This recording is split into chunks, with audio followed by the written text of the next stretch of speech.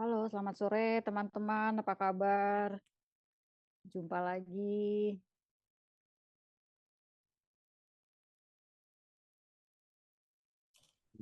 Sore Bu Selamat Dana. sore juga. Total ada berapa ya? Bukannya ada 11. Wah, mungkin belum join Bu, bentar lagi. Ya ampun, setengah 6. Masih ada yang masih di kantor kelihatannya Bu. Iya.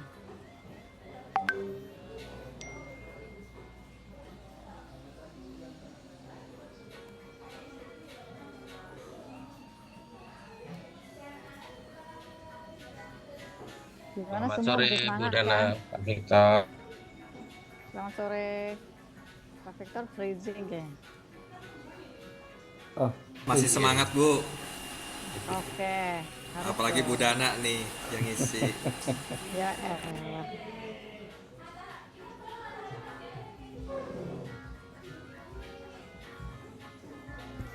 Ini masih ada berapa orang ya? 5 lagi ya. iya 5 lagi. Oke.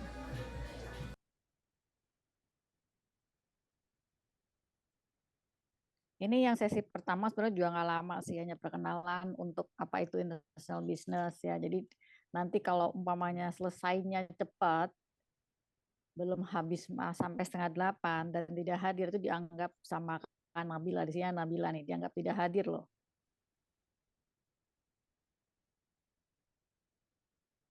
Kita mulai sekarang ya teman-teman. Assalamualaikum warahmatullahi wabarakatuh. Ketemu lagi, sehat semua. Semoga masih pada semangat dan nggak bosan ketemu saya nanti satu semester ini ke depan. Bentar ya, ini saya share mengenai international business.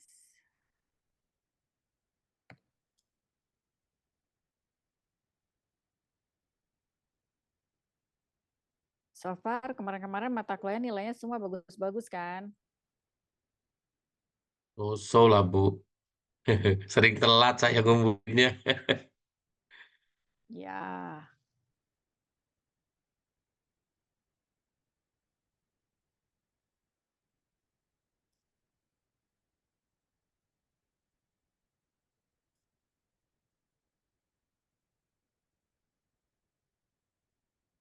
saya siap sebentar ya. Oke, sudah kelihatan di layar teman-teman.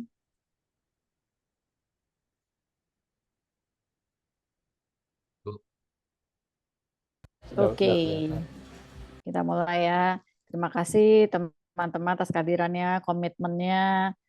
Sangat menghargai sekali di mana di tengah-tengah kesibukan teman-teman masih semangat belajar.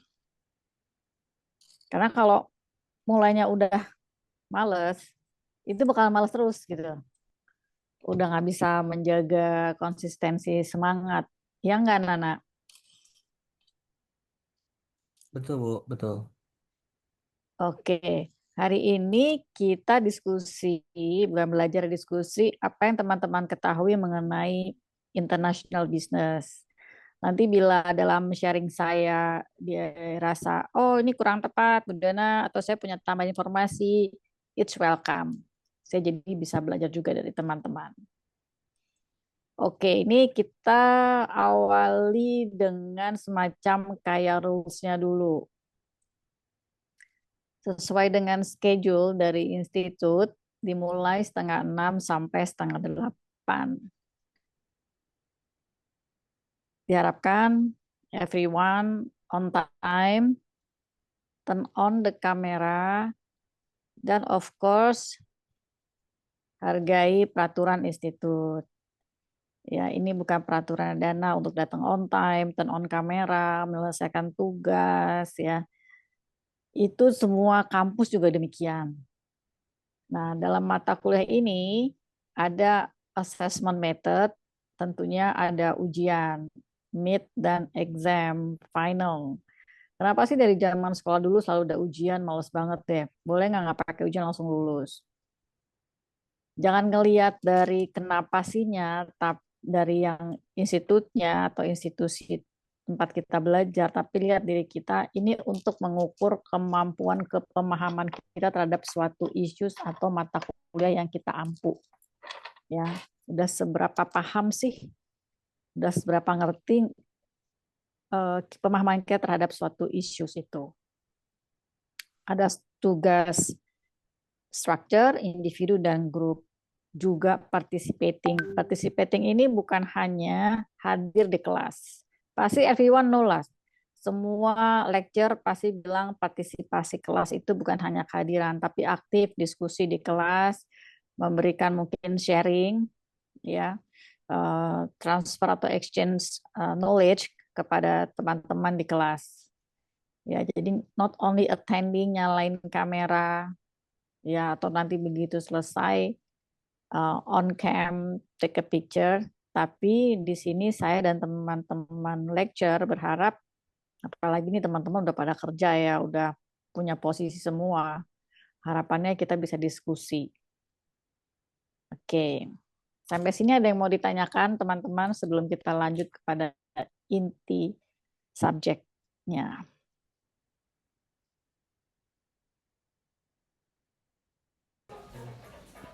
Cukup jelas, Bu. Jelas ya? Jelas. Oke, terima kasih. Nah, nih hari ini kita akan diskusi. Nanti teman-teman juga please share yang teman-teman ketahui apa itu international business. Kita akan diskusi mengenai apa itu international business, konsepnya seperti apa, dan konteks dalam global itu kayak gimana. Nah, ini definisinya. Tentunya kalau menyangkut internasional, transaksi pasti ada commercial transaction dari negara ke negara, G2G, government to government, atau C2C, countries to countries. Ada perdagangan di situ, ada investment, ada modal, ya. Pasti ada pertukaran kebijakan yang harus disetujui, disepakati sama kedua belah pihak. Nah, ini key driversnya menyangkut liberalization of trade. Pastilah ada policy WTO perdagangan, kebijakan perdagangan. Ya, di situ juga ada kenapa sih pengen banget jadi global company, of course, karena mau market seeking, meluaskan jaringan market dan tenaga kerja SDM.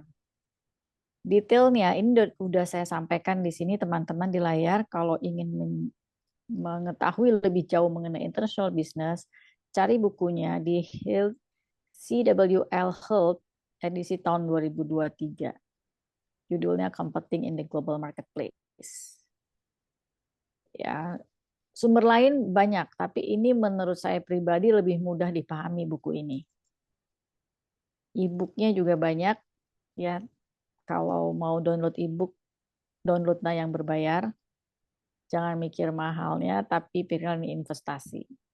Tuh ya. Formatnya kayak apa sih di international business itu? Ada export import, ada license, perizinan, franchise, ada foreign direct investment. Oh, menteri kita FDI, foreign direct investment. Itu kayak apa sih maksudnya? Nanti di sesi berikutnya akan datang saya akan jelaskan apa itu FDI. Kemudian ada aliansi strategi kemitraan, mitra strategis, dan joint ventures. Of course, ya misalnya nih kalau saya ngomong bicara Bank Maybank atau CIMB Niaga, saya ngomong bank. Pembelinya atau pemegang saham adalah Malaysia. Malaysia tidak bisa langsung buka bank di sini karena dia harus bermitra. Kenapa sih Citibank belum menjadi PT di sini hanya rep office? Ya karena ketentuannya belum boleh sama head office-nya di sana untuk buka PT. Citibank, Standard Bank, Deutsche Bank. Jadi di sini hanya kayak semacam representative office. Mereka juga menjual produknya, ada transaksi di situ, ada aturan main yang harus dipatuhi oleh bank-bank tersebut. Nih, the firm. Why firm engage in international business? Tadi di awal saya bilang harus memahami mau ekspansi market, akuisisi research, cost efisiensi. Misalnya Starbucks buka store di Jakarta, di Indonesia. Kenapa sih mau cost efisiensi? Seperti apa contohnya konkretnya? Pakai tenaga kerja lokal dong. Nah, Starbucks juga harus mengikuti aturan main policy kebijakan perdagangan di Indonesia. Dan sebagai advantage, ya, berdaya saing.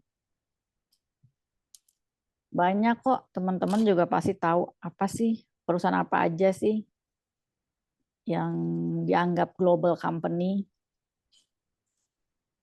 Nih, globalization itu refers to the increasing integration. Jadi meningkatkan terintegrasi dari ekonomi, marketnya, pasarnya, kemudian budaya cross borders, ada perdagangan di situ, investment, teknologi, of course. Kita juga tahu kayak yang perusahaan GoTo, teman-teman pasti tahulah GoTo ya, Gojek, Tokopedia, digital platform, Goes Regional. Kalau lihat ekosistemnya tiap hari dari pagi sampai malam, itu tuh banyak banget kalau teman-teman baca ya. The Capturing Majority Consumer Household Expenditure Indonesia. Wah, itu gila banget, non-stop dari di sini saya lihat studinya yang next time saya share. Tiap hari dari mulai melek sampai mau tidur buka aplikasi, entah itu GoFood, entah itu Gojek, ya, GoPay. Indonesia salah satu yang tertinggi. Belajar lagi nih Hofstede, tentunya harus localize lah. Kayak tadi saya contohnya Starbucks, tentunya harus ngikutin budaya Indonesia. McD lah contohnya, di mana McD di sananya tidak ada nasi, begitu buka store di Indonesia ada nasi, ada rasa rendang lagi, localize. Kenapa melibatkan Hofstede culture? Di situ ada power distance, ambil keputusan, individualism dan kolektisme. Ada uncertainty avoidance itu, maksudnya apa? Perusahaan contohnya dari luar ke sini harus paham uncertainty. Yang ketiga jelasan, entah itu peraturan dari Indonesia, kebijakan perubahan harga dan lain sebagainya harus paham. Baru-baru ini tahu kan Alfa buka di Pakistan. Alfa Midi buka di Pakistan pasti ada yang dipenuhi oleh Alfa, standar perdagangan di Pakistan. Pestel, ada yang pernah tahu Pestel? Danar, Farid tahu nggak Pestel? Pernah dengar nggak Pestel? Framework. Ini Bu, salah satu tool strategik, template, seperti apa namanya, ya itu yang political, economic, social, Ya, teknologi, ya itu. betul. Dalam establishing atau running global business harus paham situasi politik suatu negara seperti apa, ekonominya gimana, memahami inflasi, ada cultural, social, demographic di situ. Terlibat juga memikirkan teknologi automation, lingkungannya kayak gimana, hukumnya gimana sih, stability laws-nya apakah memberatkan atau tidak, atau gampang. Di situ ada legal, hak dagang, hak merek, harus paham nih kalau kita mau menjadi global business. Bukan hanya dari luar negeri ke kita, tapi kita pun juga harus paham framework ini. Aspek ini basic, harus dipahami. Ya, sebagai calon pemilik perusahaan global akan datang. Kan teman-teman di sini katanya mau establishing business di luar negeri nih, global business. Amin. Ini contohnya, political legal environment. Ada kebijakan pemerintah, stabilitas politik. Di situ ada sistem legal yang mempengaruhi transaksi internasional dan keputusan investasi. Kenapa sih susah banget berinvestasi di Indonesia gitu kan, ceritanya begitu tuh di mana-mana lah, di sosial media juga. Kenapa orang sekarang lebih milih investasi di Vietnam dibanding Indonesia? Ini benar atau tidak? Saya belum memahami lebih dalam. Mungkin teman-teman sudah pernah membacanya. Menurut netizen, ya entah benar atau tidak. Tapi saya selalu menemui bahwa kesulitan investor luar negeri untuk berinvestasi di sini, bisnis di sini, itu katanya beribet, berlapis. Kayak disusahin, punya prinsip ibaratnya kalau bisa dipersulit, kenapa dipermudah. Tapi di Vietnam, mau ada lahan, gue siapin. Mau seperti apa, gue izinin, ibaratnya gitu. Di Indonesia kenapa susah banget ya? I don't know. Saya belum ketemu yang nada positif yang mengatakan bahwa mudah melakukan investasi di Indonesia. Kalau kita berkaca pada IKN yang katanya banyak global investors, sampai hari ini kok saya belum dengar atau belum pernah baca lagi update IKN, siapa global investors yang invest di IKN. Mungkin teman-teman ada pandangan atau punya cerita lain yang lebih update, tulis share ya. Saya belum menemukan berita terbaru mengenai global investors yang mau invest di IKN. Ini salah satu contohnya. Lalu ya sistem ekonomi seperti apa, masa bergejolak terus gitu ya. Bagaimana level income-nya, exchange rate-nya, stabilitas ekonominya. Dengan demikian dapat mengukur untuk strategi bisnis. Ya. Tantangannya apa sih international business itu? Pasti cultural misunderstandings. Kita sebagai konsumen enak, banyak pilihan. Sekarang banyak pilihan kulineran. Investasi Indonesia.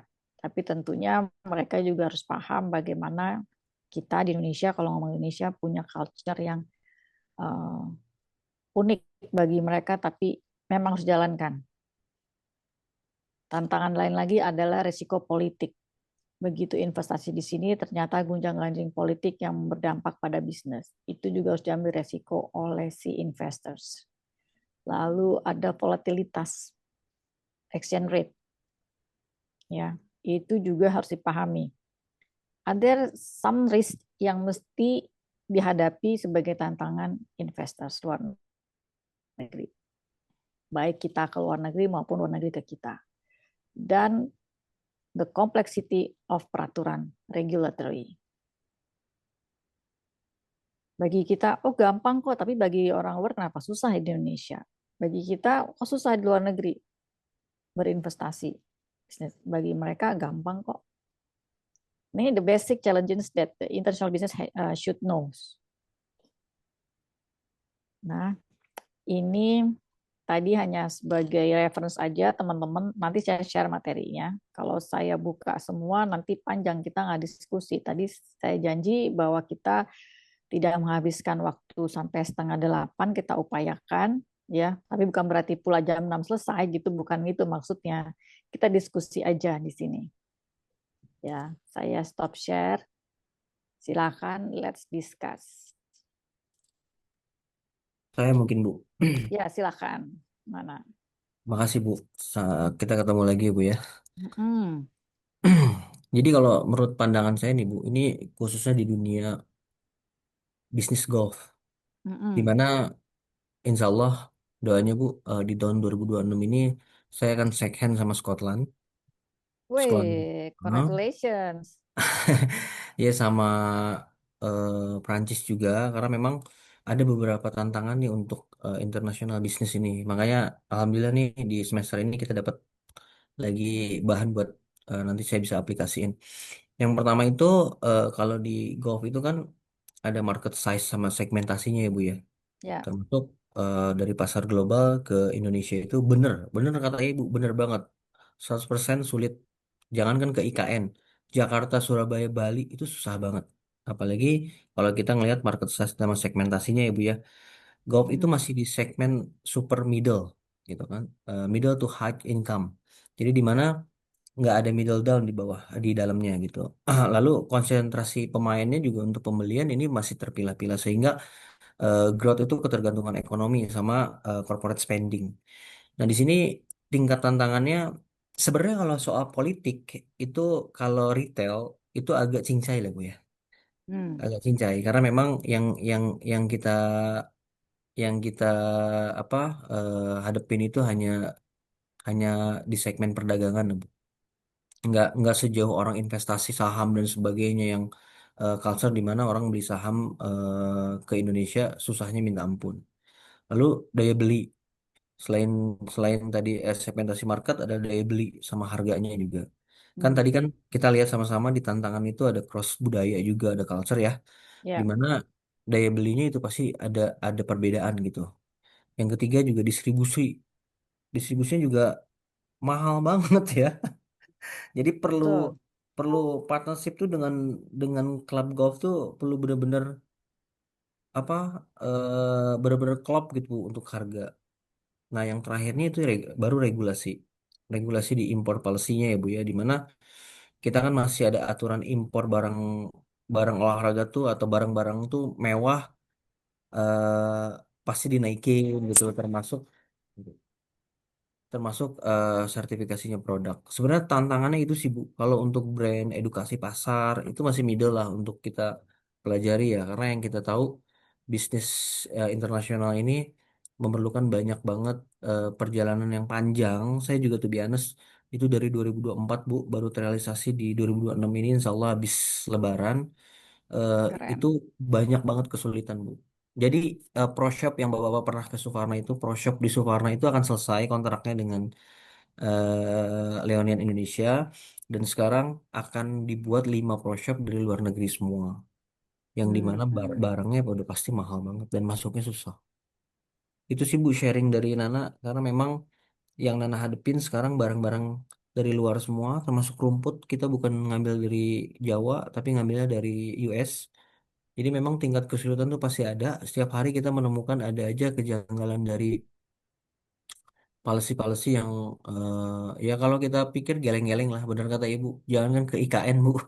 Jakarta aja sulit. Policy-nya Ya. tuh berubah-berubah. Beda kepala, beda policy loh Bu. Ya. Itu, itu yang Indonesia kurang. Dan mudah-mudahan nanti zaman kita nih, mudah-mudahan kita yang di sini jadi menteri nih ada ini. Kan Siapa nggak yang tahu jadi ya. menteri? Ya kan nggak tahu Amin, Bu. amin. Oh ya, amin, Ya amin. kan kita nggak tahu. Ya. Mudah-mudahan zaman kita nih ke depannya permudahlah karena memang itu aset internasional bisnis itu ngebuka kebijakan yang diplomatik yang bisa merangkul negara-negara. Sampai tadi saya dengar senang banget ada Alpha Midi buka di Pakistan. Yang Mm-mm. menutup kemungkinan juga nanti ada GR11 Barbershop Indonesia buka di Amin. Amerika gitu. Amin. Itu aja sih Bu dari Amin. Nana. Terima kasih. Mungkin nanti lebihnya Thank dari you, Pak Kadek ya Bu Nana. ya. Karena Pak Kadek kan dari luar negeri. Terima kasih Bu. Terima kasih, Nana. Sukses terus. Wah, Pak Kadek, apa kabar, Pak Kadek? Kabar baik, Bu. Ibu apa kabar sehat, Bu? Alhamdulillah. Ya, Silakan Pak Kadek kalau mau share. iya. Sebenarnya sih, ya beberapa hari yang lalu saya tanggal 10, tanggal 11 kebetulan jadi pembicara di investasi conference. Ya, kita sesama developer, sesama investor, ya juga bercerita hal yang sama, berkeluh kesah hal yang sama. Jadi kegundah gulanaan kita itu adalah sebenarnya bagaimana pemerintah itu eh, eh, play the role gitu, karena yang seharusnya pemerintah sebagai regulator harusnya benar-benar bisa memikirkan aspek mana yang bisa meringankan investasi luar untuk masuk. Nah, sekarang ini investasi luar itu benar-benar susah masuknya. Pertama, mungkin Ya, ya investasi luar itu tidak ada confident level untuk berinvestasi di Indonesia, pertama mungkin ya karena investment cost is just too high, ya. Banyak Ya. hal, banyak cost yang hidden cost yang kadang-kadang tidak diperhitungkan, kemudian mungkin pengurusan izin-izin katanya satu pintu, tapi di beberapa daerah tidak Mhm. semuanya satu pintu. Malah calo-calo itu lebih cepat kerjanya dibanding satu pintu yang Ya, dipromosikan ya. oleh regulator. Nah, jadi ketidakpastian ini memicu sebenarnya pada investor-investor asing untuk datang. Yang sebenarnya ketika investor asing itu datang, berarti pembawa funding yang cukup besar, kemudian yang akan pastinya mensejahterakan banyak masyarakat Indonesia karena lapangan kerja terbuka. Padahal sekarang ini sebenarnya kebijakan ekonomi Indonesia ini sudah bagus. Karena kalau dulu mungkin masabnya Menteri Keuangan dulu itu kan ngejarnya ke fiskal ya. Kalau sekarang Hmm. udah enggak. Sekarang bagaimana mengaktifkan perekonomian nasional dengan ya pertama kalau ada funding yang ter tersimpan itu tidak disimpan, tidak dipegang terus malah diputar sehingga dari situ apa namanya perpajakan itu bisa tumbuh. Nah, itu kan istilahnya cukup membantu ya apa secara domestik ininya. Nah, hal lain mungkin yang seharusnya juga pemerintah berikan apa sebuah kebijakan itu adalah bagaimana UMKM itu bisa terdorong dengan baik pengembangannya karena UMKM ini ya boleh dibilang usaha menengah kecil tetapi kecilnya ini banyak banget dan ini menyerap tenaga kerja yang paling dominan di domestik di Indonesia. Dan hal lain juga memang ya kebanyakan investor sekarang ini ya yang saya temui 2 hari belakangan just wait and see karena bukan hanya internal political condition tetapi secara menyeluruh geopolitical juga apa namanya sangat mempengaruhi apalagi eh, sekarang ini fluctuate atau currency exchange US dollars ini yang Ya. naik turun ini benar-benar terlalu volatil untuk mereka bisa berbisnis di dalam negeri ataupun berbisnis ke luar negeri itu sangat dipikirkan oleh mereka. Itu sih beberapa poin yang saya bisa share, Bu Dana. Terima kasih. Terima kasih Pak Bu, Kadek. Pak, saya izin Bu ya, nggak apa-apa ya. Jadi Silakan. Ya, kan ini diskusi ya Pak Kadek ya, Ya, bukan ya. ya. debat. Jadi kalau kenapa Nana selalu berpandangan gini ya Pak? Kalau tadi kan ngebahas UMKM ya. Padahal kalau kita lihat nih, to be honest nih, kemudahan di Indonesia tuh banyak banget sebenarnya. Karena yang pertama kan kita tahu nih pasar besar, populasinya tinggi banget loh, 270 juta penduduk, itu gede banget beneran. Terus apa? Sumber daya alamnya melimpah banget gitu. Kalau kita ngomongin UMKM, otomatis kita masuk ke apa itu namanya reformasi regulasi ya, Omnibus Law. Mhm. Dimana kan kita tahu apa ada apa disederhanain gitu loh, si izinnya itu diminimalis, diminimalis. Sama apa pajaknya itu dikecilin kan. Jadi mungkin kalau untuk UMKM tuh masih oke lah ya. Menurut Nana ya Bu ya, ini eh, apa opini Nana aja. Nah kesulitannya itu cuma satu sebenarnya di Indonesia itu regulasi yang berubah-ubah. Kan yang benar tadi Pak Kadek Kepastian sampaikan. hukum juga nggak jelas di sini, kepastian Yes, hukum. bener Bu. Jadi kayak ganti Ya, menteri, ganti kebijakan nanti. Sebenarnya di sini tuh hanya cari nama untuk merubah itu. Birokrasi perizinan apalagi iya, sama. investor asing masih menjadi concern bagi mereka terhadap Sore Bu Dana, maaf baru kepastian gabung Bu. hukum. Oke, Dafron. Iya, kan jadinya Iya, kepastian galau hukum gitu loh. masih jadi concern bagi investor Betul. asing. Iya. Kalau infrastruktur logistik sih itu nggak terlalu ya Bu ya karena kita ngelihat juga biaya distribusinya tinggi. Jadi menurut Anda sih itu kalau UMKM masih masih bisa cengle ya Bu ya. Tapi kalau untuk middle up itu benar-benar luar biasa karena bener kalau kita kita bukan bukan ngatain negara sendiri ya Bu ya. Banyak banget nih korupnya. Kebijakannya itu berubah-ubah itu kan memancing orang untuk merubah lagi regulasi, merubah lagi yang di bawahnya. Kalau kita survei kita lihat kan beda beda akar, beda juga buahnya. Itu Bu. Mhm. Bener kata Pak Betul. Kadek. Terima kasih Bu. tadi karena Nana udah menyinggung korupsi, nah persepsi orang asing pun investor asing juga jadi mikir gitu loh. Yes, Persepsi itu benar, yang, Bu. yang terus Iya, percayaan trust terhadap investor betul. asing Benar. gitu. Jadi Karena latah Ya ya, Bu, kan? ya. Jadi kar- dipertimbangkan juga buat investor. itu Betul. kepastian hukum itu Hmm. primary reason untuk berinvestasi di dalam negeri. Benar. Nah, Makanya investasilah di golf aja udah. Sebenarnya itu bilang Pak Kadek dengan tuh. Pak dengan Kadek mau jadi investor di golf tuh. sebenarnya dengan kondisi seperti ini Hmm. apa namanya bahwa perlu disadari dengan It's 18 apa namanya hours. dengan ketidakpastian situasi seperti ini mungkin ya ada beberapa hal yang bisa memitigasi. Pertama, sekarang lebih cenderung orang berpartnership. Jangan sampai istilahnya kalau misalnya kita bisnis sendiri, kemudian capital fundingnya keluar sendiri, ketika itu mengalami bankruptsi, boncosnya sendiri. Nah, yang lebih Betul, menguntungkan sekarang adalah partnership. Partnership itu bisa dari private betul. sector, bisa juga dari istilahnya angel investor yang mau Ya, berinvestasi di Indonesia.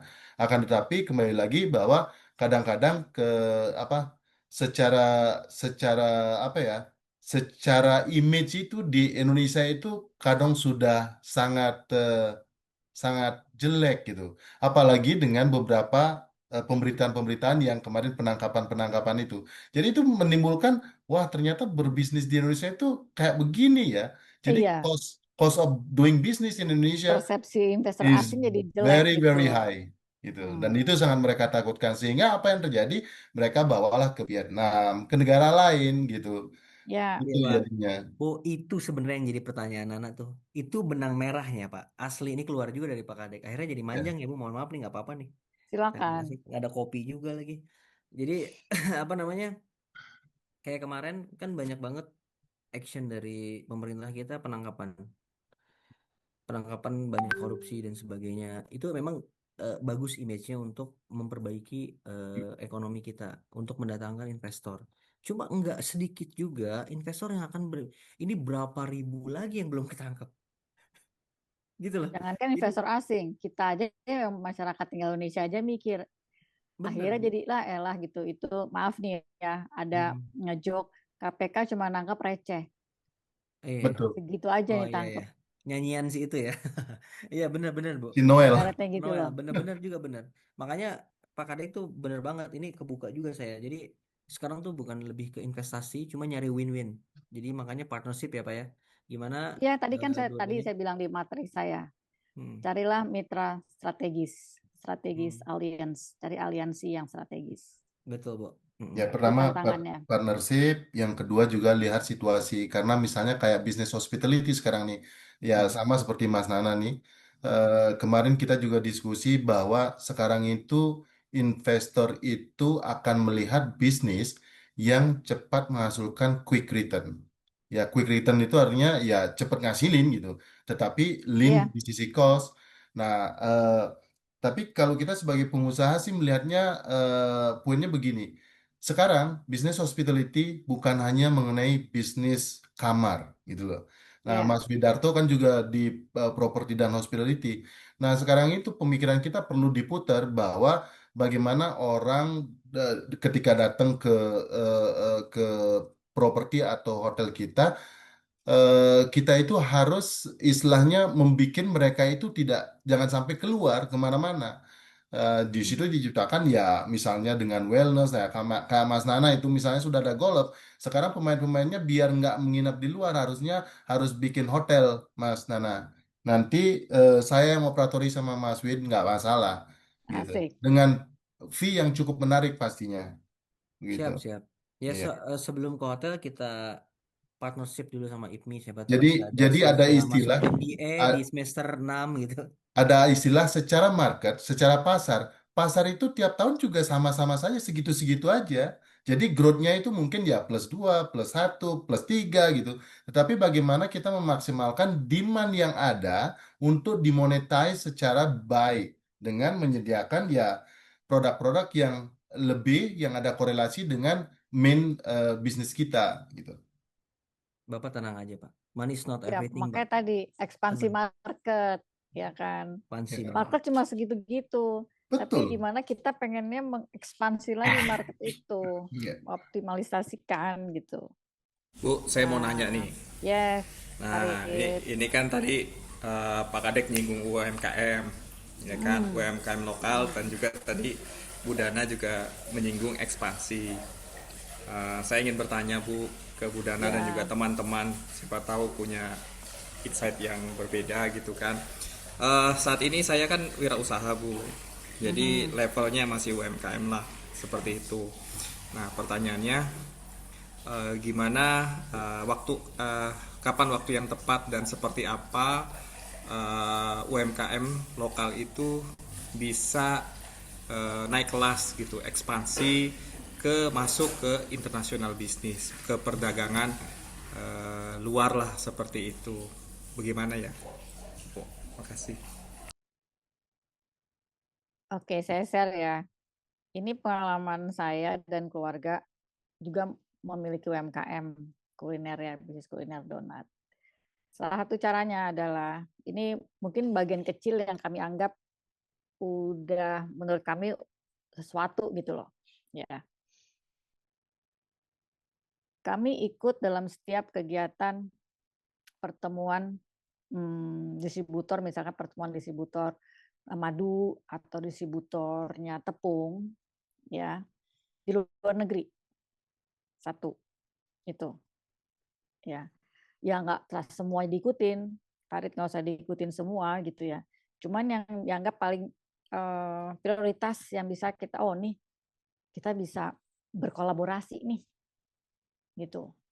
Ya, saya di donat ini menggunakan satu merek tepung. Nah, merek ini seringkali menyelenggarakan semacam kayak exhibition atau pameran. Padahal dia merek terkenal nih di luar negeri, dia mau memasarkan. Nah, kita nih, adik saya ikut, karena mengolah, ikut ke situ, minta ikut sertakan, gitu. Kan kita sudah bermitra sama si perusahaan tepung ini. Boleh nggak sih kita diajak? Kita belajar, ya kan? Akhirnya dengan hanya mengamati diskusi kecil-kecilan, gitu ya. Adik saya kembali, terus diskusi sama saya. Oke, kalau gitu apa yang bisa kita lakukan? Dari hal kecil aja, nggak usah, oh kita mau gedein market, enggak. Apa contohnya? Inovasi produk. Kekuatan kita di mana? Di produk. Belajar kemasan, oh berarti kemasan kita nih kurang oke. Hal-hal kayak gitu Pak Farid yang dimulai sama adik saya lakukan gitu. Pamerannya pameran promosi, ikut pameran promosi si brand tepung yang sangat terkenal di Indonesia, tapi pulang dari sana adik saya mengatakan kayaknya ini kita udah ngelihat semua donat atau pastry di sana, kita perlu inovasi packagingnya. Tuh, ya kan? Coba lihat UMKM di Jepang, sama semua Pak Farid isinya, ibarat mochi, packagingnya lihat deh. Kita aja sayang ngebukanya. Iya kan? Naik kelas kan? Dari hal kecil aja. Satu, yang kedua, produk. Kalau emang kita bisa inovasi produk, nggak usah semua produk kita bikin inovasi, ya lakukan inovasi. Tampilan store-nya, tampilan store-nya. Yang tadinya kita hanya storage seperti itu aja, kembali dari pameran, adik saya mengatakan, yuk kita seragamin semua franchise kita rubah. Store-nya, image, naik kelas. Naik kelas bukan melulu hanya uang ya, hanya profit ya. Itu akhirnya menumbuhkan kepercayaan dan kepercayaan terus. Memupuk customer percaya dan muncullah pastilah ujung-ujungnya UUD lah, repeat order lah gitu kan. Wah bagus ya sekarang ya. Gitu Pak Farid. Naik kelas bukan berarti semata-mata hanya profitnya naik itu enggak. Naik kelas dari hal mungkin pelayanan, dari produknya, even hal kecil yang kami lakukan. Packagingnya Pak Farid. Kita ubah. Jadi kuncinya itu inovasi produk dan juga bermitra ya Bu ya. Iya, bermitra. Iya, bermitra. Bermitra. Saya ingat sekali tuh Bu. Jadi saya dulu kerja di Danone ya Bu. Jadi diberitahu kisah gimana sih Aqua itu terbentuk. Jadi itu Aqua sebelum dibeli Danone Group itu dia pengen mengekspansi produk Aqua itu ke luar negeri karena ternyata Aqua itu adalah pionir air kemasan Bu.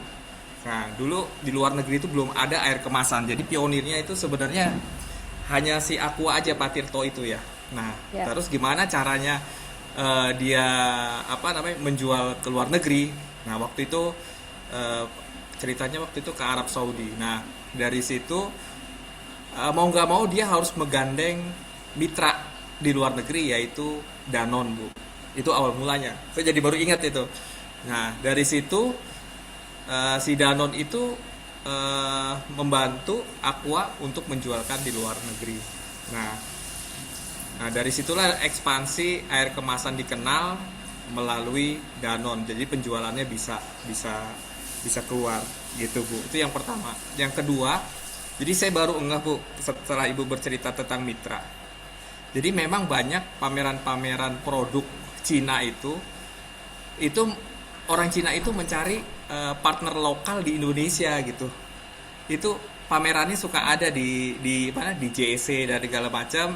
Orang datang terus berbisnis, itu jadi semacam kita jadi sole agent atau distributor mereka. Berarti sama juga dengan kita gitu. Artinya berarti kita cari partner di luar sana berarti ya Bu ya. Iya, jadi pikirannya dibalik, kita cari partner di luar, siapa yang mau jualin produk kita. Tentunya dengan kemasan yang tadi Ibu bilang kemasan menarik, terus inovasi produk, makanan atau bahan baku sehingga si calon distributor itu mau ingin menjual produk kita misalnya di Malaysia atau di Singapura. Berarti kita harus datang ke kalau ada kalau ada pameran-pameran seperti itu, kita bikin semacam stand gitu, kita jual ini loh produk kami, ayo siapa yang mau gitu ya Bu ya. Harus berani, jangan dia kan udah bermerek, kita nggak ada yang beli nih, toko kita sepi. At least awareness dulu ditumbuhkan. Kalau kita aja nggak pede sama produk kita, terus minder sama produk kita, kapan majunya gitu. Ya terang aja dia udah lama gitu. So what gitu kalau udah lama gitu. Siapa tahu yang lama itu bisa belajar dari yang baru lahir. Gitu Farid. Oke Bu, makasih share-nya Bu. Sama-sama. Tahu nggak, coba sebutkan 1-3 perusahaan Indonesia yang skalanya udah skala internasional. Indofood Bu. Yang sering dijadikan kasus gitu. Yang paling gede Indofood Bu. Tidak muncul ya kalau angin Bu. Indofood. Terus Pertamina, Indofood, Gojek, GoTo. Itu tolak angin Bu, udah ke Amerika Bu. Iya, itu kan baru. Awal-awalnya Indofood. Indofood tahu nggak pertama kali ekspor tahun berapa? Belum lahir kali teman-teman. 81. Iya, 80-an. 80-an. Terus besar di Nigeria. Malah punya pabrik sampai sekarang. Nigeria. Kenapa besar di Nigeria? Nigeria terus bertumbuh populasinya. Nah, dia punya strategi. Masuk pada saat kebutuhan pasar tinggi. Itu bikin ketergantungan juga sih Bu ya. Kamu tuh Nana ketergantungan Indomie, saya emang enggak. Bener kan? lagi. Iya enggak? Jadi mereka itu sekarang Indomie tuh bukan ngomongin beli Indomie dong gitu, enggak. Mie instan. Sama aja kalau kita beli minum di toko atau di warung kecil gitu ya.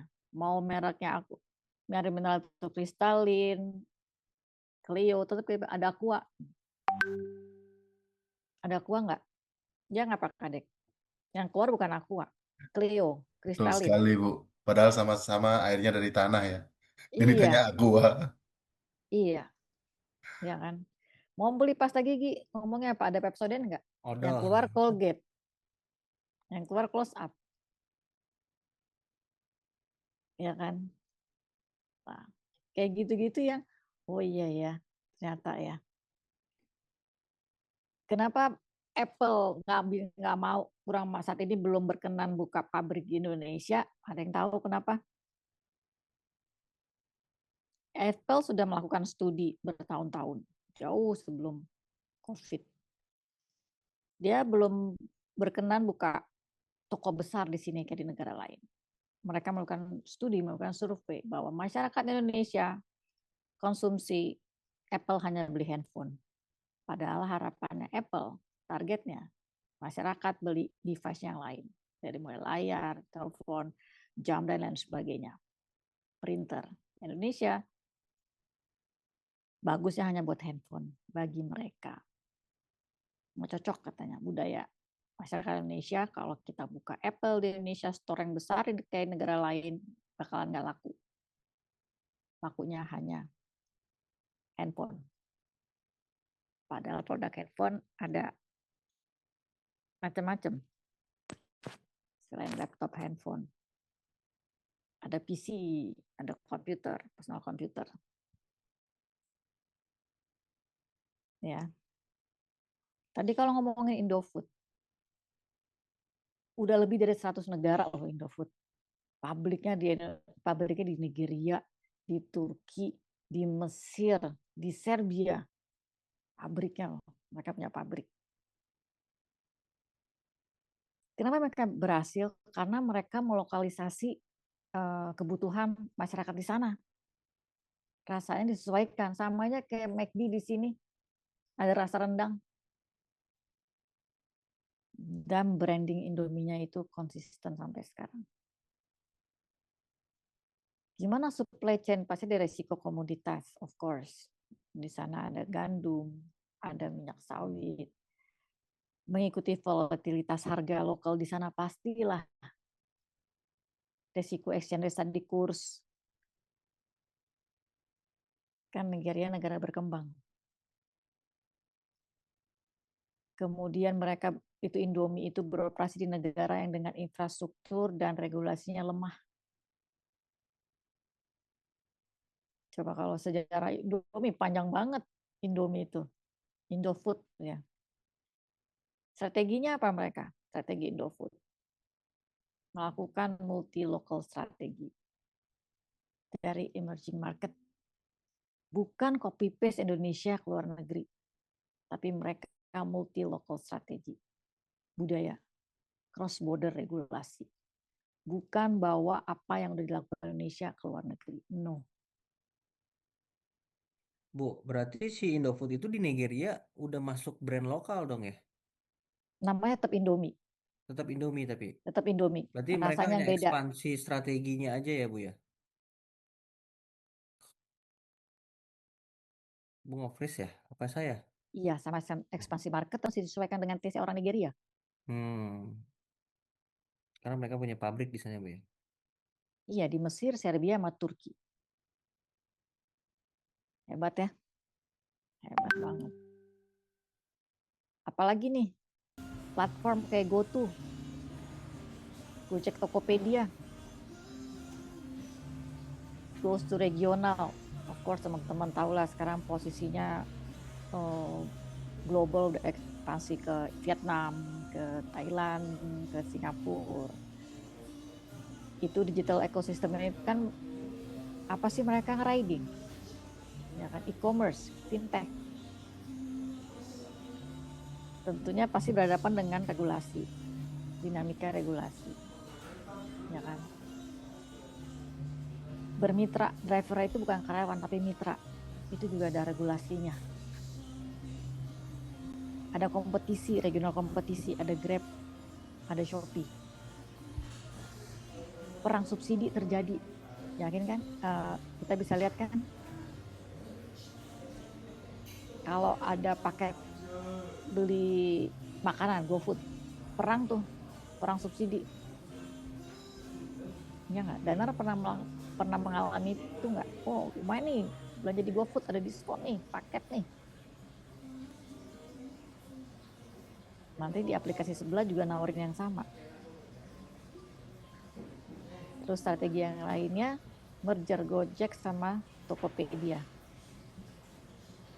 Sinerginya belum otomatis, belum. Masih ada data, ada governance-nya beda, pastilah. Tokopedia sama Gojek. Apa dilemanya? Ada yang tahu strategi yang dilakukan sama si Gojek dan Tokopedia? Dilema antara kecepatan dan sustainability. Speed dan sustainability. Yaitu perusahaan startup global gitulah, emerging market. Kecepatan, namanya juga pakai teknologi. Hari ini dianggap canggih, nanti malam udah ada yang lebih canggih lagi aplikasinya.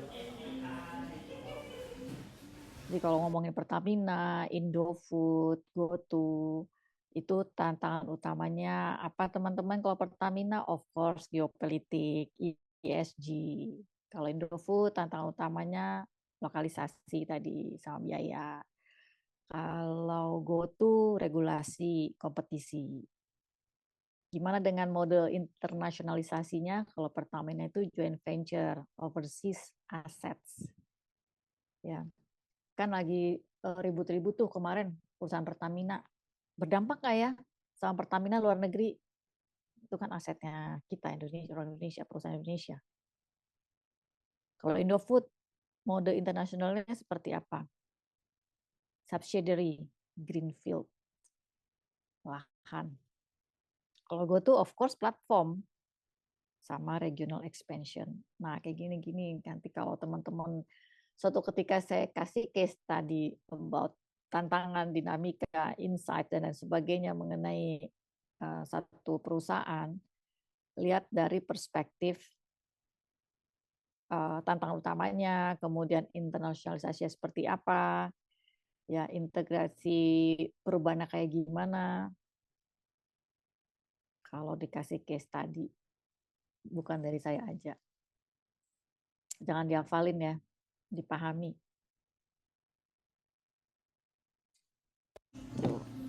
Bu, mau tanya dong, Bu. Ya, kita. Kalau saya perhatiin kan lebih cenderung tuh kita kayak tadi yang dibahas tuh ada beberapa produk Indonesia yang sudah go internasional. Bahkan sebenarnya kalau mau jumlah negara paling banyak yang pakai produk Indonesia, ada satu produk yaitu Kopiko, itu lebih dari 80 Betul. negara. Itu besar banget sih.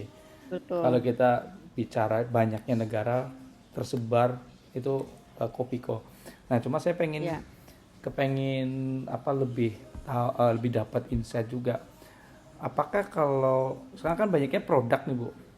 Padahal kan sebenarnya Indonesia juga memiliki kita bicara bisnis nih.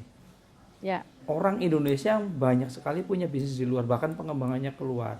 Contohnya salah satu contoh ini Grup Jarum misalkan. Dia punya satu klub di Italia yang saat ini menjadi salah satu klub yang dari papan paling bawah, grup D kalau seri D kalau nggak salah, sampai sekarang ke paling tinggi nih. Nah, dan bahkan udah ngejarnya ke peringkat atas. Itu semua itu kan bisnis juga nih, Bu. Kapasitasnya nggak kecil loh, karena dia mengakuisisi satu klub yang kecil yang dirubah menjadi besar.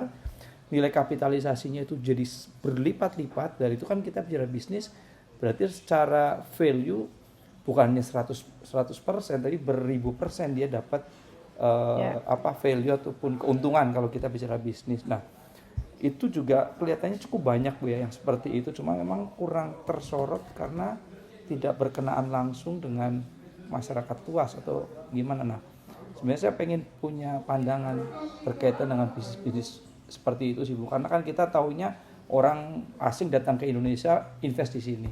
Padahal kalau kita lihat kan kita juga invest di luar nih dan cukup banyak, bukan hanya saat ini yang Grup Jarum, sebelumnya kan ada juga Inter Milan ya kalau nggak salah. Itu juga kan ada Erick Thohir dan beberapa korporasi Indonesia yang masuk di sana. Nah ini mungkin bisa dikasih insight Bu berkaitan dengan kita ekspansi keluar bukan hanya bentuk produk tapi bentuk bisnis itu Bu. Iya, mesti pahaman dulu tuh pertama regulasinya. Ya kan, culture-nya. Ada kebutuhan kan di situ, tiba-tiba gitu si Dana buka donat gitu ya. Even di Singapura atau di Malaysia, siapa lu dan gitu. Kalau nggak bermitra, ya kan? Cari mitra strategisnya, Victor. Tahu regulasinya, tantangannya apa. Jangan ujung-ujung mau buka, minta izin. Nggak bisa. Mendingan bermitra. Kalau nggak bermitra, pakai tenaga kerja kita Indonesia mahal dan belum tentu diizinin. Pakai tenaga kerjanya lokal, ya kan? Pokoknya konsep kalau kita mau bikin perusahaan kita global scale atau internasionalisasi, pahami dulu seluk-beluk perusahaan kita tuh kita pahami dulu, selami dulu kita udah paham bener apa enggak sih. Kemudian pahami juga aturan main di negara yang mau kita sasar untuk dijadikan mitra. Terus mitra kita tuh siapa sih? Ya kan? Kalau udah bermitra, sekali meeting, sekali 2 kali meeting, cepet, go ahead, ayo, oke, proof, tunggu to be true, we have to be careful. Kok cepet banget ya, gitu. Kok mudah banget ya, gitu. Ya kan? Jangan-jangan, maaf nih, uang digunakan untuk bermitra dengan kita, uang yang begitulah. Ya kan, you never know, entah itu mungkin dari human trafficking, perdagangan senjata, ya kan, atau penggelapan pajak, ya money laundering lah. Kalau cari mitra, biar lama tapi ikutin proses, daripada cepet sekali 2 kali go ahead approve, itu dia, tunggu to be true, nggak mungkin secepat itu kalau bermitra, pasti ada dinamika yang mesti diikutin. Yang kita sampai, aduh lama banget sih. Nah kelar-kelar nih, ini goal gak sih? Wajar. Disitulah kita jadi juga belajar memahami seluk-beluk. Lebih baik detail dan lama daripada cepat, tapi nanti ujungnya kita kejebur gitu. Ya sebenarnya sih banyak hal, Bu Dana, Pak Victor juga. Ya. Ketika kita memutuskan kita itu akan ekspansi overseas, memang seperti Bu Dana sampaikan tadi, bagaimana peraturan di negara sana untuk melakukan bisnis. Di sisi lain sebenarnya memang kalau kita berpartner sama orang luar, memang sebaiknya dilakukan due diligence yang sangat kritikal, ya sangat kritikal. Sumber pendanaannya dari mana? Karena ya sekarang ini sebenarnya banyak juga angel investor itu yang datang dari luar membawa uang yang banyak, tetapi kita mesti tahu apa sumber pendanaannya dari mana. Jangan sampai nanti ujung-ujungnya setelah growing kemudian ada transaksi besar masuk, kemudian ditelusuri ya ternyata adalah kayak tadi money laundering. Iya, kita keseret-seret. Kita yang keseret-keseret gitu. Tetapi hal lain juga, kalau kita memang mau expansion di sebuah negara, kita juga mau mempelajari kira-kira untuk apa namanya sampai tembus di mereka itu, begitu produknya di launching, apa namanya perlu dilihat juga secara culture. Ya kira-kira biasanya kalau kita mau launching produk itu biasanya biar cepat tembus ke masyarakatnya mereka, kita harus mempelajari culture-nya mereka, biasanya dengan adapting culture mereka, dan itu dibawa ke dalam bisnis kita, orang itu lebih cepat nyerapnya, paham, oh ya karena mereka dalam kehidupannya sudah mengalami itu. Hal lain mungkin juga ya harus kita lihat partner yang di sana, outreach-nya seperti apa, apakah mereka menguasai pasar di situ enggak ya. Kalau memang menguasai pasar bagus, bahkan kalau menguasai pasar malah kita mungkin perlu diversifikasi produk dengan produknya mereka. Ketika mereka launching berpartnership dengan kita dengan produk yang baru, produk kita juga cepat reach-nya cepat ke masyarakat mereka. Betul. Ya. Setuju. Tapi yang pendanaan tadi itu benar-benar kritikal. Perlu due diligence yang sangat ketat. Jangan sampai kita berbisnis itu kita yang terseret-seret. Benar. Sampai sekarang aja contohnya ya teman-teman. Apple aja masih menghadapi dinamika utamanya. Tahu nggak apa? Ketergantungan Cina tinggi banget ya. Ketergantungan sama Cina karena pabriknya di Cina. Ya. Itu juga yang menimbulkan risiko adanya risiko geopolitik, perang dagang Amerika Serikat Cina, ya kan? Apple tuh tantangan utama yang terbesar saat ini habis si apalagi si Trump ya. Ketergantungan Cina-nya masih tinggi.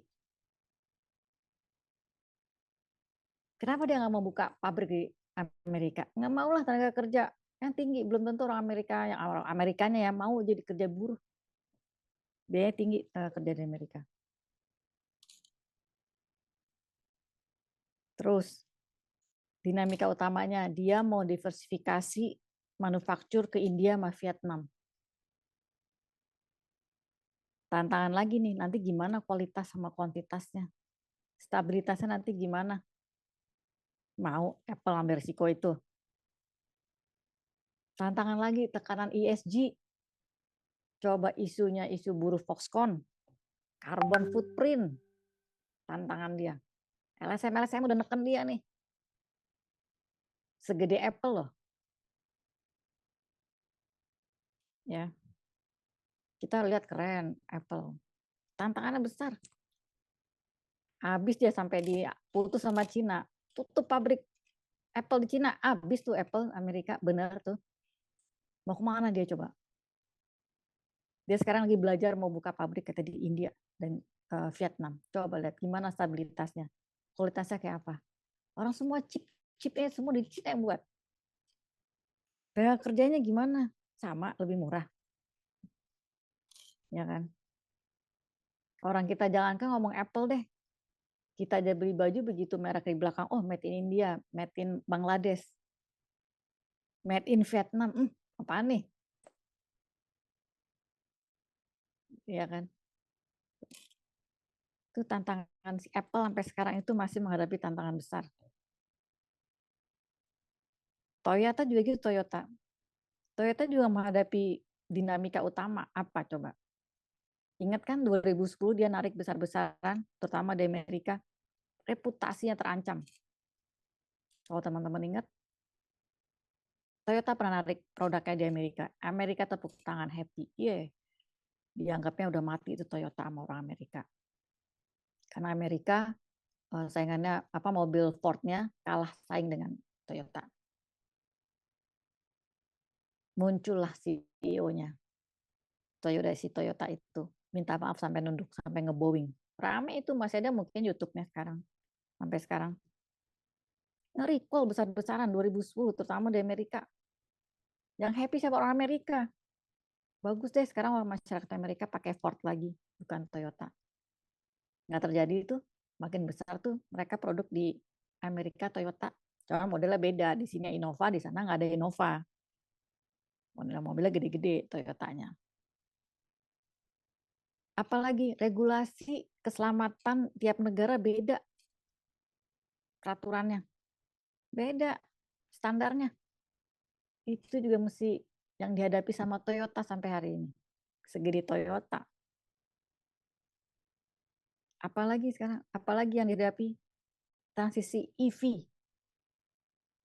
Ketinggalan dari Tesla dalam full EV. Unggulnya di hybrid. Dia mau nyaingin Tesla. Sampai sekarang tantangan dia itu salah satunya. Bermitra, gengsi kali, ntar dulu. Bermitra sama Tesla, ntar dulu kali. Tesla juga belum tentu mau bermitra sama si Toyota.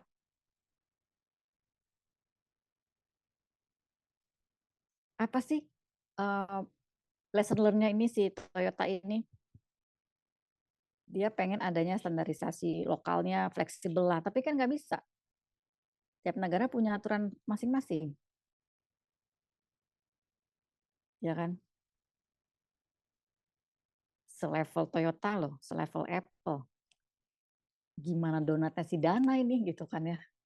Kemarin aja baru ngubah packaging kayaknya suatu milestone yang luar biasa gitu. Wah, bahannya mesti diganti nih, kata adik saya. Kayak gini. Oh, oke. Naik kelas dikit lah Pak Farid, donat saya walaupun bukan produknya ya. Packagingnya dulu gitu. Store dulu dibenerin. Tuh. Gitu teman-teman. Ada lagi mau diskusikan? Jangan maksain sampai jam 7:30 kalau nggak ada. Beneran. Ya. Saya Bu, sedikit Bu, izin Bu. Ya silakan. Ya, selamat sore Bu Dana, selamat Sore. sore semuanya. Syukur bisa bertemu lagi dengan Bu Dana. Mungkin saya sharing sedikit mengenai tadi Bu, internet bisnis termasuk kaitannya dengan regulasi. Tadi kan teman-teman Pak Kadek dan Mas Nana sudah menjabarkan bagaimana perbandingan intinya secara umum lah regulasi di luar negeri atau di Indonesia. Saya izin sharing pengalaman saya Bu. Jadi saya pernah sekarang masih jalan. Jadi kerjasama yang authorized service partner brand sanitary Kohler dari Amerika. 5 tahun yang lalu waktu saya sign tanda tangan agreementnya, saya bingung karena yang tektokan dengan saya itu bukan Kohler Indonesia, tapi langsung dengan Kohler Amerika. Nah, di situ banyak sekali dokumen-dokumen yang harus saya pelajari. Ada 5 dokumen itu, masing-masing dokumen terdiri dari 50 sampai 100 halaman. Nah, saya mikir gini, ini kok sama aja sebenarnya regulasinya dengan Indonesia. Masa banyak, tebel dan bahasanya bukan bingung tapi agak ribet gitulah. Cuman balik lagi tadi, oh ya ini memang aturannya mereka. Tapi yang saya ambil sisi positifnya, beberapa sekitar 1 tahun yang lalu saya memperbarui agreementnya Bu. Jadi ada semacam re-agreement itulah karena saya mengusulkan ada perubahan harga dan lain sebagainya. Jadi ada perlu di refresh gitu. Saya lihat masih sama ininya. Jadi tadi yang mungkin nilai yang bisa saya ambil yang Ibu dan teman-teman sampaikan adalah bagaimana kepastian hukum dan kepastian regulasi itu tidak berubah aturannya. Nah, dari situ saya bisa mengambil bahwa memang dari 5 dokumen yang saya pelajari, saya tanda tangan tadi bukan untuk kepentingan si dia, tapi untuk kepentingan saya sebenarnya. Jadi soal pajak, soal nanti keselamatan kerja, soal bahkan di dokumennya itu kalau saya hanya sebagai service ini aja, after sales saja, di situ juga diajukan sekalian bahwa kamu perusahaan kamu ini tidak hanya sekedar servis saja, tapi bisa juga jualan produknya secara distributornya. Cuman memang lingkupnya masih kecil. Tidak, kalau mau lebih lanjut ditindaklanjuti lagi, nanti ada agreement lagi, harus naruh uang segini, harus buka toko segini. Nah itu yang secara kemudahannya. Jadi kayak dipandu gitu tadi yang kan tadi udah nyinggung skala UMKM, kan saya juga merasa UMKM. Jadi dengan itu oh ya ternyata gini ya kemudahan dan secara enaknya kerjasama dengan mungkin pengalaman saya pertama itu dengan internasional yang tadi Kohler tadi Bu. Pertama itu. Kemudian kalau kedua yang saya menyoroti tentang tadi Bu, regulasi di Indonesia juga terutama enaknya kalau di Indonesia itu seperti ini. Semisal saya mau buka resto atau mau buka warung kecil lah, itu saya tidak perlu izin dulu Bu, saya buka dulu nanti izin belakangan. Nah itu yang mungkin secara rate-nya bisa saya banggakan gitu. Nah, tapi itu berlaku untuk warga lokal ya Bu. Kalau mungkin luar negeri ke sini mungkin langsung disorot, ini dari orang ini buka ini. Bahkan saya lihat banyak berita kasus yang di Bali itu kan banyak WNA dari luar negeri kan buka ini kan langsung disorot. Tapi kalau yang dia kerjasama dengan warga lokal itu kayak ya udah ngalir aja, nggak ada apa-apa gitu. Nah mungkin beberapa yang tadi saya tangkap dari materi ini tadi pentingnya juga partnership Bu. Jadi secara mungkin kalau di Indonesia juga ya kita juga tidak berharap bagus untuk regulasi pemerintah kan ya tetap kita berharap baik lah. Cuman secara realnya kalau menunggu dari kepastian atau regulasi yang berubah-ubah ya tidak jalan-jalan gitu saya. Jadi ya saya pribadi prinsipnya ya udah jalan dulu aja, nanti soal izin atau regulasi ya nantilah sambil jalan juga tidak apa-apa. Seperti itu sih Bu. Terima kasih Bu. Tapi sampai hari ini alhamdulillah lancar-lancar aja ya Danar ya. Alhamdulillah lancar Bu. Alhamdulillah lancar. Semua proses hukumnya udah selesai dong. Sudah selesai dan sudah legalitas, sudah ini. Karena balik lagi tadi Bu, kalau nunggu daftar dulu, ini dulu. Saya pernah pengalaman buka outlet baru Bu gitu kan, jualan soto Kudus. Jadi belum saya buka outletnya saya udah ditagih pajak Bu. Jadi lah ini ada pajak reklame, ada pajak apa namanya, restoran bulanan.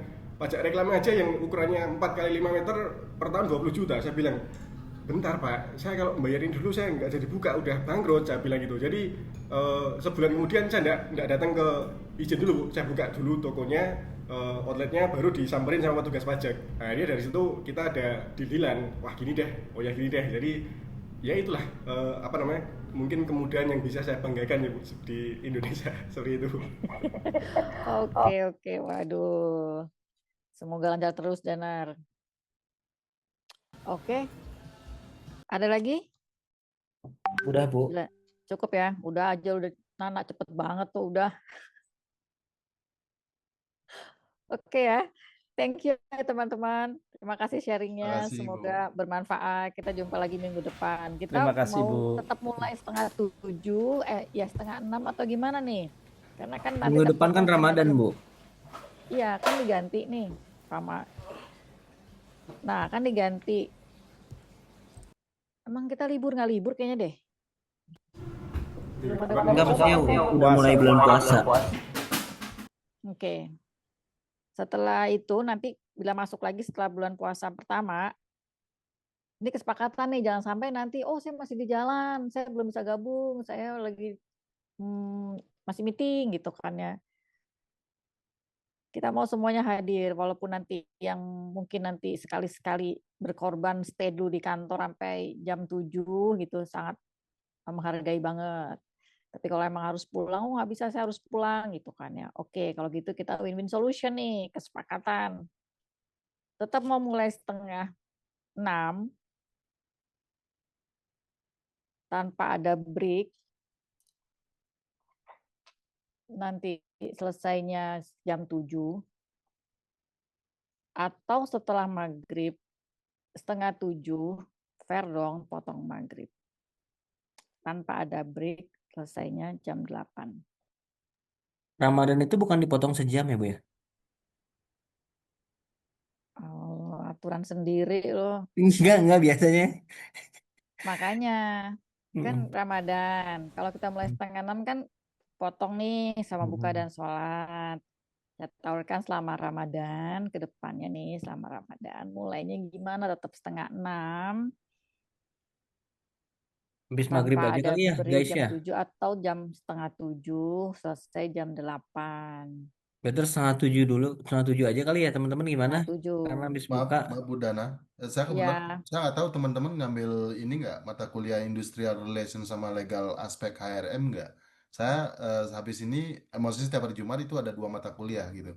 jam berapa Teman-teman, Pak Kadek mulainya? ya sekarang ini mulainya jam 7.30 Bu. 7:30. Iya. Nah, kalau gitu, kalau biar Pak Kadek juga dapat, kalau kita mulai 5:30, selesai jam 7 atau ya 7:15, Pak Kadek masih bisa ikutan gitu. Iya. Ya. Boleh Bu, boleh. Ya, Jadi boleh kita Bu. mulai 5:30. Kalau boleh Nanti buka nambahin, Yes, Saffron. ya maaf Bu, kalau boleh nambahin sih yang cepat aja Bu. Jadi kan yang duluan tuh. Terus nanti paling kita Zoom sambil berbuka aja. Ya, gitu. Gitu. Tadi saya mau Kalau sampaikan Ibu itu. berkenan. Siap. Tadi saya mau sampaikan gitu, Zafron. Thank you. Jadi kita mulai 5:30. Kalau buka ya Oke, thank you. teh atau kopi plus korma sambil buka puasa. Nanti yang mau sholat silakan. Kita selesaikan jam 7, 7:15 biar Pak Kadek ada waktu juga untuk mempersiapkan sesi Iya, Bu. berikutnya. Setuju Bu, biar bisa taraweh saya Bu. Iya, saya juga Oke. Soalnya lagi. iya waktunya padat Taraweh. taraweh. Gitu ya. Jadi Oke, sepakat Bu. ya 5:30 ya. Tapi Iya. sepakat nih hadirnya on time semuanya 5:30. Biar kita selesai jam baik, Bu. 7. Kalau emang ada diskusi lanjutan ya 7 kurang, kalau ada ya 7:15 lah, kita upayakan maksimal. Baik Bu. Ya. Gitu ya. Jadi 5.30 ya Bu. Iya.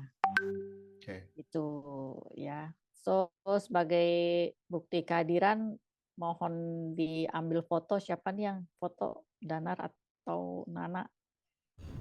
Mas Japon bedanya. Boleh.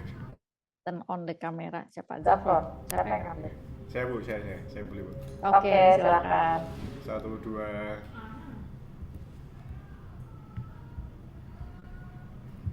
Ya, terima kasih. Oke, terima kasih ya teman-teman. Makasih Bu. Ibu. Semangat. Terima kasih Bu. Terima kasih Thank Bu. you, thank you. Marhaban ya Ramadan. Welcome. Terima kasih semuanya, selamat sore. Sore.